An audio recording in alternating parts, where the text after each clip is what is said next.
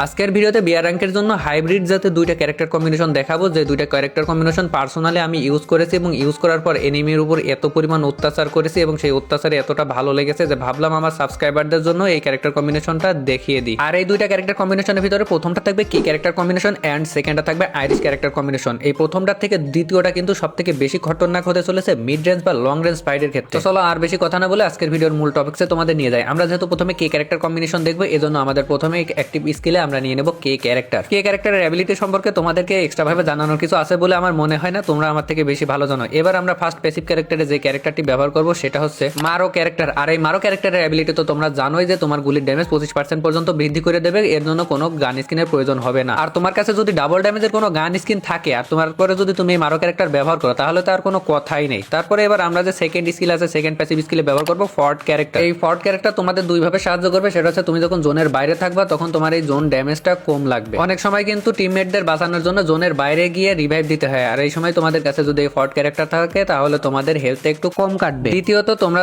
কোনো এনিমির কাছ থেকে ড্যামেজ পাও অথবা জোন থেকে ড্যামেজ পাও, ড্যামেজ পাওয়ার পরপরই কিন্তু এক্সট্রা এইচপি পাবা এই ক্যারেক্টারের মাধ্যমে। আর সেই এইচপির পরিমাণ হচ্ছে 30, যেটা কিন্তু ফাইট করার ক্ষেত্রে সবথেকে গুরুত্বপূর্ণ ভূমিকা পালন করে। এই কম্বিনেশনে সর্বশেষ যে ক্যারেক্টারটি ব্যবহার করবা সেটা হচ্ছে লিওন ক্যারেক্টার। আর এই লিওন ক্যারেক্টার অ্যাবিলিটি সম্পর্কে তোমরা তো জানোই, এটা আমাদের অটো এইচপি দিয়ে থাকে। আর এই এইচপি পাওয়ার জন্য আমাদের কোনো প্রকার ইপির প্রয়োজন হয় না, কোনো প্রকার মেডকিট করার প্রয়োজন হয় না। এর যে কুলডাউন টাইম আছে সেটার পরপরই কিন্তু আমাদের কিছু সময় পরপর ড্যামেজ খাওয়া থাকলে এইচপি দিয়ে দেয়। তো যারা এই পর্যন্ত ভিডিওটা দেখে ফেলেছে এখনো কিপটামি করে ভিডিওতে লাইক করে না, আমি বলবো তোমরা কিপটামি না করে ভিডিওতে একটা লাইক দিয়ে দাও, কারণ লাইক দিতে তো কোনো টাকা পয়সা লাগে না। আর তোমরা যদি গেরিনার অফিসিয়ালি ক্যারেক্টার কম্বিনেশন অর্থাৎ তোমার গেম প্লের জন্য গেরিনার নিজে ক্যারেক্টার কম্বিনেশন সাজেস্ট করবে এমন কম্বিনেশন যদি চাও, তাহলে আজকের ভিডিওর কমেন্ট বক্সে তোমার প্রিয় অ্যাক্টিভ ক্যারেক্টারের নাম কমেন্ট বক্সে কমেন্ট করো। অর্থাৎ তুমি যে অ্যাক্টিভ ক্যারেক্টার নিয়ে গেম প্লে করতে চাও সেই অ্যাক্টিভ ক্যারেক্টারের নাম কমেন্ট বক্সে কমেন্ট করো। গেরিনা তোমার ওই অ্যাক্টিভ ক্যারেক্টারের জন্য কোন কম্বিনেশনটা দেয় সেটা আমি ভিডিওর মাধ্যমে জানিয়ে দেবো। তোমরা যারা টিকটক থেকে এই ভিডিওটা দেখতেছো, এই ভিডিওর সর্বশেষ ডেঞ্জারাস ক্যারেক্টার কম্বিনেশনটা যদি দেখতে চাও তাহলে আমার ইউটিউব চ্যানেলে গিয়ে দেখতে পারো। ইউটিউব চ্যানেলের লিঙ্ক টিকটক বায়োতে দেওয়া আছে। তাছাড়া ইউটিউবে গিয়ে যদি ইটস কেজি বয় সার্চ করো তাহলে কিন্তু আমার ইউটিউব চ্যানেলটা পেয়ে যাবে। আর ভিডিওগুলো যদি সবার আগে পেতে চাও তাহলে অবশ্যই আমাদের ইটস কেজি বয় ইউটিউব চ্যানেলটা সাবস্ক্রাইব করে রাখবা, কারণ আমি ইউটিউবে সর্বপ্রথম কিন্তু ভিডিওগুলো আপলোড করে থাকি। এবার চলো আমরা 2 নাম্বার ক্যারেক্টার অর্থাৎ ডেঞ্জারাস কম্বোটা দেখে নিই। আর আমরা এই কম্বোর প্রথমে যে ক্যারেক্টারটি ব্যবহার করবো সেটা হচ্ছে আইরিশ ক্যারেক্টার। তোমরা এই ক্যারেক্টারের অ্যাবিলিটি সম্পর্কে জানো, তোমাদের সামনের কোনো এনিমি যদি গুলাল মেরে কভার নিতে চায় তোমরা গুলালের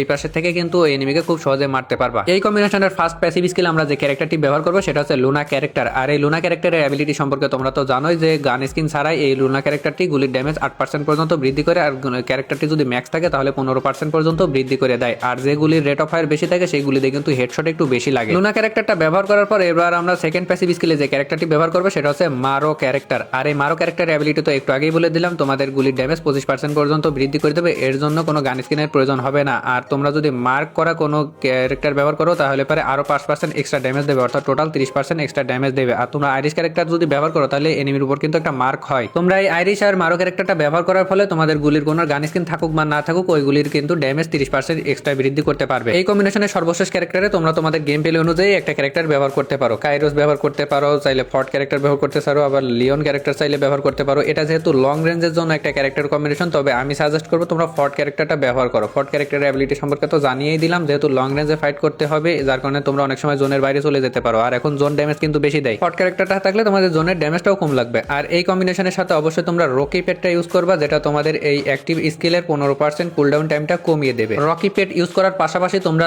লোড আউটে অবশ্যই ব্যাকপ্যাকটা রাখবা। ব্যাকপ্যাক রাখার কারণ হচ্ছে তোমরা অতিরিক্ত অ্যামো নিতে পারবা। আর অতিরিক্ত অ্যামো লাগবে কেন? কারণ তোমার গুলির রেট অফ ফায়ার বেড়ে গেলে, ড্যামেজ বেড়ে গেলে তুমি কিন্তু অতিরিক্ত ফায়ার করবা, আর অতিরিক্ত ফায়ার করলে অ্যামো কমে যাবে। আর তোমার কাছে যদি ব্যাকপ্যাক থাকে তাহলে তোমরা অতিরিক্ত 500-600 অ্যামো নিতে পারবা, আর 500-600 অ্যামো নিয়ে কিন্তু এনিমির উপর অত্যাচার করতে পারো। মোটামুটি এই ছিল আজকের ভিডিও। আর ভিডিওটা যদি ভালো লেগে থাকে তাহলে অবশ্যই ভিডিওতে একটা লাইক করে দিও প্রিয়। সেই সাথে তোমরা আমাদের ইটস কেজি বয় ইউটিউব চ্যানেলটা সাবস্ক্রাইব করে 10,000 পরিবারের ভিতরে একজন সদস্যও হয়ে যেতে পারো।